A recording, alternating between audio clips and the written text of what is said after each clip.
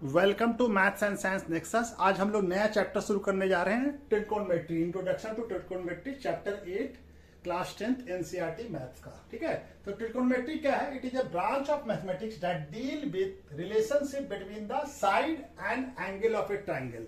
यानी ये क्या करता है? मैथमेटिक्स का वो ब्रांच है जो कि साइड और एंगल के रिलेशन के साथ डील करता है, ठीक है, उसके प्रॉब्लम को सॉल्व करता है। ठीक है, तो चलिए अब पहले समझते हैं हमारा क्या है। अब हमको ये तो ट्रिकोनोमेट्री का डेफिनेशन हो गया। ट्रिकोनोमेट्री मैंने साइड के एंगल और साइड के रिलेशन को किसी ट्रायंगल के ये करता है। अब हमको क्या करना है? ट्रिकोनोमेट्री रेशियो पढ़ना है। ट्रिकोनोमेट्री रेशियो पढ़ना है। ठीक है, इसको हम लोग शॉर्ट फॉर्म में क्या कहते हैं? टी रेशियो भी कहते हैं।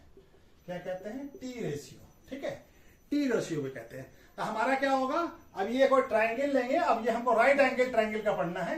तो ये ट्रायंगल है, राइट एंगल ट्रायंगल।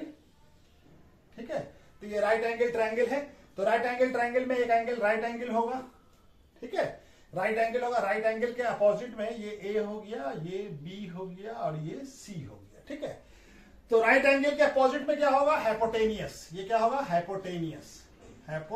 ठीक है, और ये क्या होगा? ये एंगल अगर हम ले रहे हैं तो ये एंगल मान लिया थीटा मान लिया। ठीक है, तो ये एंगल क्या हो जाएगा? जो थीटा के साथ जो साइड होगा उसको क्या कहेंगे? बेस। उसको कहेंगे बेस। ठीक है, और हाइपोटेनियस को किससे लिखते हैं हम लोग? एच से। ठीक है, और बेस को किससे लिखते हैं? बी से। और थीटा के अपोजिट में जो एंगल होगा वो क्या कहलाएगा? परपेंडिकुलर। परपेंडिकुलर को क्या लिखते हैं? पी से। ठीक है, तो अब हमको साइन रेशियो पढ़ना है। तो साइन रेशियो ये हो गया हमारा। अगर ये एंगल थीटा होता, अगर ये एंगल थीटा है तो ये बेस हो जाएगा। थीटा के से लगा हुआ जो साइड होगा वो बेस हो जाएगा, और थीटा के अपोजिट में जो साइड होगा वो हमारा क्या हो जाएगा? परपेंडिकुलर। अगर ये एंगल थीटा नहीं होके ये एंगल थीटा हो जाए तब ये क्या बन जाएगा? थीटा है। थीटा क्या है? किसी एंगल के, इसको क्या कहते हैं? थीटा। इसको क्या कहते हैं? थीटा। थीटा एंगल को मेजर करने का। थीटा एक ग्रीक वर्ड है जो हम लोग एंगल के लिए यूज करते हैं। ठीक है ना, कोई एंगल के लिए यूज करते हैं। अगर ये एंगल थीटा है, ये थीटा है, ये थीटा है, फिर बार बार ये हो जा रहा, ये थीटा है, तो ये बेस हो जाएगा। ये साइड थीटा के लगा हुआ बेस हो जाएगा, और ये एंगल परपेंडिकुलर थीटा के अपोजिट में ये साइड आ जाएगा, ये परपेंडिकुलर हो जाएगा, और ये हाइपोटेनियस तो राइट एंगल के अपोजिट में होगा, वही होगा। तो चलिए हम इसको अभी बना रहे हैं। इसको थीटा मान लिया है। ठीक है, इसको थीटा मान लिया है। तब हमारा 6 रेशियो होता है। ट्रिकोनोमेट्री का 6 रेशियो होता है। पहले साइन थीटा। तो साइन थीटा क्या हो जाएगा? साइन थीटा हो जाएगा परपेंडिकुलर बाय हाइपोटेनियस, यानी P by H, perpendicular by hypotenuse. ठीक है, कॉस थीटा क्या होगा? कॉस थीटा होगा बेस बाय हाइपोटेनियस। ठीक है, और टैन थीटा क्या होगा? टैन थीटा होगा परपेंडिकुलर बाय बेस। ठीक है, और ये 3 रेशियो हो गया, साइन थीटा, कॉस थीटा, और इसी का कॉसेक थीटा जो है हमारा वो साइन थीटा का रेसिप्रोकल होता है।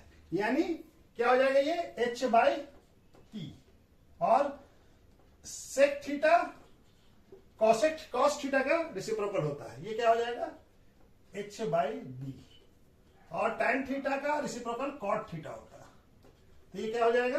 ये हो जाएगा बी बाई पी, यानी बी क्या है यहाँ पे? बेस, और पी क्या है? परपेंडिकुलर, एच क्या है? हाइपोटेनियस। ठीक है, तो ये हमारा ये हो गया। इससे ये भी समझ में आ गया कि कॉसेक थीटा क्या है? Equal to 1 by sine theta, इसका रेसिप्रोकल है। ठीक है, और उसी तरह से सेक थीटा क्या है? 1 बाई कॉस थीटा है, और cot theta 1 by tan theta है।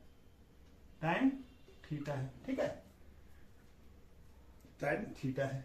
ठीक है, या ये दिख रहा है ना, या हम ऐसे भी लिख सकते हैं, sine theta equal to 1 by cosec theta. ठीक है, या कॉस थीटा को क्या लिख सकते हैं? 1 बाय सेक थीटा। दिख रहा है ना, और टैन थीटा को क्या लिख सकते हैं? 1 बाय कॉट थीटा। ठीक है,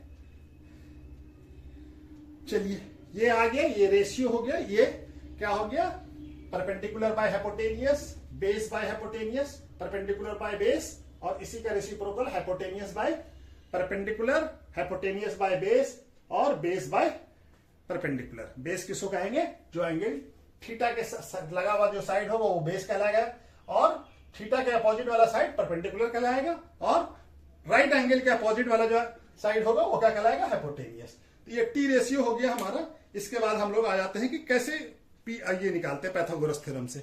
चलिए इसको कर लेते हैं। हमको मालूम है कि किसी राइट एंगल ट्रायंगल में, ये राइट एंगल ट्रायंगल बना लिया, ठीक है, तो ये क्या हो जाएगा, ये मान लिया थीटा है, ठीक है, ये क्या हो जाएगा हमारा बेस बी, और ये परपेंडिकुलर, और ये एच हाइपोटेनियस, ठीक है। तो ये हमारा ट्रायंगल है, ठीक है, ये ए, ये बी, और ये राइट एंगल ट्रायंगल है, और ये सी है, ठीक है। तो हमको मालूम है कि बाय पाइथागोरस थ्योरम क्या कहता है कि हाइपोटेनियस का स्क्वायर यानी एच स्क्वायर इक्वल टू क्या होता है, P square plus B square, ठीक है। तो ये हम किसी भी वैल्यू का, इसका वैल्यू हम इससे निकाल सकते हैं, इस फॉर्मूले से निकाल सकते हैं। इसी फॉर्मूले का अगर हमको पी का वैल्यू निकालना हो, यानी एच को क्या लिख सकते हैं, under root P square plus B square, ठीक है। और हमको अगर पी का वैल्यू निकालना हो तो इसी फॉर्मूले को इस्तेमाल करके निकाल सकते हैं। तो पी स्क्वायर क्या हो जाएगा, H square minus B square, यानी पी का वैल्यू क्या हो जाएगा, under root H square minus B square. अगर हमको बी का वैल्यू निकालना हो तो बी स्क्वायर क्या हो जाएगा, H square minus P square, ठीक है। तो बी क्या हो जाएगा, under root H square minus P square, ठीक है। तो इस तरह से हम H P B hypotenuse, perpendicular और बेस का वैल्यू निकाल सकते हैं। जैसे ये एक निकाल के हम देते हैं, तो ये क्या है, मान लिया कि b इक्वल टू 5 है और p इक्वल टू कितना है 12, तो हमको हाइपोटेनियस निकालना है। तो कैसे निकालेंगे, तो हमारा h का वैल्यू क्या होता है, h इक्वल टू क्या होता है, h equal to under root P square plus B square, ठीक है। तो क्या है हमारा p का वैल्यू कितना है, p का वैल्यू हमारा 12 है, तो 12 का स्क्वायर प्लस 5 का स्क्वायर, तो कितना हो जाएगा, 12 का स्क्वायर 144 और 5 का स्क्वायर 25, तो क्या आ जाएगा, ये आ जाएगा हमारा 169 इस दोनों को। और 169 क्या होता है, 13 इंटू 13, तो स्क्वायर रूट से जब वैल्यू निकलेगा तो क्या होगा, स्क्वायर रूट हटेगा तो एक वैल्यू आ जाएगा। तो एच का वैल्यू क्या आ गया 13, यानी एच क्या आ गया, ये 13, ठीक है। तो इस तरह से हम लोग एच का वैल्यू, पी का वैल्यू और ये निकाल सकते हैं, ठीक है। अब इसके बाद हमारा क्या है, ट्रिकोनोमेट्री का एंगल पढ़ना है, डिफरेंट एंगल क्या है, ठीक है। तो ये हमको समझ में आ गया कि हम कैसे निकाल सकते हैं। अब साइन रेशियो निकालना होगा, अगर हमको किसी ट्रायंगल में कुछ वैल्यू दिया होगा तो निकाल सकते हैं, ठीक है। तो चलिए इसके बाद हम लोग साइन एंगल का वैल्यू पढ़ लेते हैं। तो ये table for T ratio of, यानी ट्रिकोनोमेट्री रेशियो किसका 0 डिग्री, 30, 45, 60 और 90। तो हमारा ये थीटा का वैल्यू हो गया, और ये साइन थीटा, फिर कॉस थीटा 0 पे क्या होगा 0, 30 पे क्या होगा 1/2, और 45 पे 1/√2, 60 पे √3/2 और 90 पे 1। उसी तरह से कॉस थीटा 0 डिग्री पे 1, 30 पे √3/2, 45 पे 1/√2 और 60 पे 1/2, और कॉस 90 डिग्री होगा 0। उसी तरह से tan थीटा क्या होगा हमारा, tan थीटा होगा हमारा 0 पे, tan 0 इक्वल टू कितना होगा 0, 30 डिग्री, tan 30 डिग्री कितना होगा 1/√3, और 45 पे 1, और tan 60 √3, और 90 पे नॉट डिफाइंड है, ठीक है। और उसी तरह से कॉसेक जो है क्या है, कॉसेक का उल्टा है।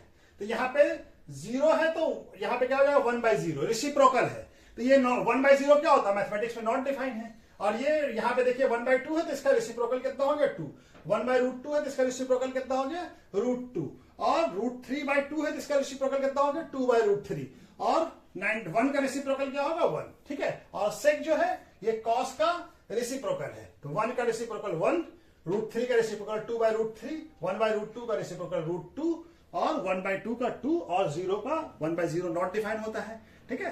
तो अब उसी तरह से tan कॉट जो है tan का रेसिप्रोकल है, तो ये क्या हो जाएगा नॉट डिफाइंड, और ये क्या हो जाएगा √3, इसका 1/√3 का रेसिप्रोकल √3, 1 का रेसिप्रोकल 1, √3 का रेसिप्रोकल 1/2, √3 और नॉट डिफाइन है तो ये नॉट डिफाइन क्या हो जाएगा, 0 हो जाएगा, 0/1 हो जाएगा, तो इसका 0 होता है। तो याद करने का सबसे बेहतर तरीका है, एक अगर हमको साइन याद हो जाता है और tan याद हो जाता है। tan तो बहुत आसान है याद करना कि 0 1/√3 1 और √3, तो बस इतना सा याद कर लेना है, ये 0 1/√3 1 उसके बाद √3। देखिए इसको याद कर लेंगे, साइन का याद कर लेते हैं तो हमारा कॉस आसानी से याद हो जाएगा। कॉस को फिर यहां से लिखेंगे, उल्टा करके लिखेंगे तो कॉस आ जाएगा साइन का। साइन का पहला क्या 0, उसके बाद 1/2 1/√2 √3/2 और 1, इसी को फिर उल्टा कर दें तो ये कॉस का आ जाता है, ठीक है ना। तो इस तरह से हम लोग इसको याद कर सकते हैं। और कॉसेक जो है साइन का उल्टा होता है, माने साइन का रेसिप्रोकल होता है, तो जो साइन का वैल्यू होगा उसी का रेसिप्रोकल। और कॉस जो है सेक जो है कॉस का रेसिप्रोकल होता है, और कॉट tan का रेसिप्रोकल होता है। तो इस तरह से ये टेबल है। इसके बाद हम लोग आ जाते हैं ट्रिकोनोमेट्रिक आइडेंटिटी पे, ठीक है। ट्रिकोनोमेट्रिक आइडेंटिटी क्या है, sine square theta plus cos square theta equal to 1, और दूसरा क्या है 1 plus cot square theta equal to क्या होगा, कॉसेक स्क्वायर थीटा, और 1 plus tan square theta equal to क्या होगा, सेक स्क्वायर थीटा। और फिर ये tan थीटा को क्या लिख सकते हैं, sine theta by cos theta. क्यों लिख सकते हैं, देखिए साइन थीटा का वैल्यू क्या होता है, p/h, और कॉस थीटा का क्या होता है, b/h। तो h दोनों कैंसिल हो जाएगा, क्या बच जाएगा, p/b। तो क्या आ गया, ये आ गया हमारा साइन थीटा। उसी तरह से कॉट थीटा क्या होता है, साइन थीटा, यानी sine theta cot theta equal to क्या होता है, cos theta minus divided by sine theta. ये क्या है, कॉस थीटा होता है b/h, और साइन थीटा क्या था ये, तो ये क्या आ जाएगा p/b, ठीक है। तो ये हमारा आ गया। अब इसी आइडेंटिटी को यूज करके हम लोग बहुत सारे, और ये पहले वाले आइडेंटिटी को हम लोग लिखते हैं यहाँ पे, जैसे sine square theta plus cos square theta equal to क्या होता है 1। इसी आइडेंटिटी को डिफरेंट तरीके से यूज करेंगे, जैसे कि साइन स्क्वायर थीटा क्या हो जाएगा 1 माइनस कॉस स्क्वायर थीटा। अगर हमको साइन थीटा का खाली वैल्यू निकालना तो ये √1 माइनस कॉस स्क्वायर थीटा हो जाएगा। अगर हमको कॉस स्क्वायर का वैल्यू निकाला तो कॉस स्क्वायर थीटा क्या हो जाएगा 1 माइनस साइन स्क्वायर थीटा। ये इधर जाएगा तो माइनस हो जाएगा, यहाँ पे कॉस इधर गया तो कॉस माइनस हो गया। अब कॉस थीटा क्या हो जाएगा हमारा, कॉस थीटा हो जाएगा √1 माइनस साइन स्क्वायर थीटा। तो इसी सारे आइडेंटिटी का यूज करेंगे। उसी तरह से हमारा क्या है 1 प्लस, दूसरा आइडेंटिटी क्या है 1 plus cot square theta equal to क्या होगा, कॉसेक स्क्वायर थीटा। तो इसको कैसे लिख सकते हैं, इसको ऐसे लिख सकते हैं, cosec square theta minus cot square theta equal to क्या हो जाएगा 1, ठीक है। कॉट स्क्वायर को इधर लेगा तो माइनस हो गया। या फिर हम क्या कर सकते हैं, cot square theta equal to क्या हो जाएगा, कॉसेक स्क्वायर थीटा माइनस 1 को इधर लेके चले गए तो क्या हो जाएगा, cot square theta equal to -1। अब इससे हम वैल्यू निकाल सकते हैं कॉट का, कॉट थीटा क्या हो जाएगा √ कॉसेक स्क्वायर थीटा माइनस 1, ठीक है। और यहां पे हम लोग कॉस स्क्वायर थीटा क्या हो जाएगा, कॉसेक थीटा क्या हो जाएगा √1 प्लस कॉट स्क्वायर थीटा। ये दिख रहा है, ठीक है। कॉसेक थीटा क्या हो जाएगा 1। तो ये वाला आइडेंटिटी यूज करके ये सारे इसमें हम लोग यूज कर सकते हैं। उसी तरह से ये वाला 1 plus tan square theta equal to क्या है, सेक स्क्वायर थीटा। तो क्या लिख सकते हैं, सेक थीटा क्या लिख सकते हैं √1 प्लस tan स्क्वायर थीटा, ठीक है। और या हम लोग क्या लिख सकते हैं, अगर tan को इधर ले जाएंगे tan स्क्वायर को तो क्या हो जाएगा, sec square theta minus tan square theta equal to क्या हो जाएगा 1, ठीक है। और दूसरा क्या हो सकता है हमारा, ये भी हम कर सकते हैं कि सेक को इधर लेके आ जाए तो tan square theta equal to क्या हो जाएगा 1 माइनस सेक स्क्वायर थीटा। इससे tan थीटा निकल सकता है, tan थीटा क्या हो जाएगा √1 माइनस सेक स्क्वायर थीटा। ये आइडेंटिटी का यूज करके हम लोग बहुत एक पूरा चैप्टर ही है जिसमें आइडेंटिटी का यूज करके हम लोग को प्रॉब्लम को सॉल्व करना है, ठीक है। तो इस तरह से ये पूरा कंप्लीट हो गया, ठीक है, इंट्रोडक्शन। इसके बाद फिर हम लोग एक्सरसाइज शुरू करते हैं, ठीक है। Okay, thank you.